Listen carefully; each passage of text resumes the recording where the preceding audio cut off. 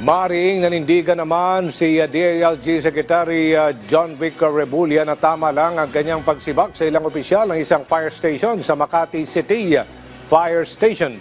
Ito matapos matuklasan ang kanilang mga personal na sasakyan na kaharang sa fire truck bay na maglabag sa fire code at sa mga alituntunin nito. Paliwanag pa ni Rebulla, ang ganitong mga sagabal ay maaaring magdulot ng matinding pagkaantala sa pagtugon sa sunog at iba pang emergency kung saan buhay at ari-arian ang nakataya.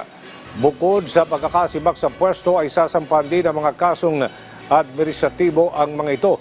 Batay sa Republic Act No. 9514, itong Fire Code of the Philippines of 2018 at sa 2019 revised implementing rules and regulations, mahigpit na ipinagbabawal ang anumang harang sa daanan ng mga sasakyang pang-emerhensiya, gayon din ang anumang hadlang o panghimasok sa operasyon ng fire service. This is gross negligence. It's not acceptable. Kung ganyan lang ang mga bumbero natin, na kung sarili nilang patakaran di nila kaisundin, ba't susunod yung pribado? Dapat pakita natin, fair is fair, and leadership by example.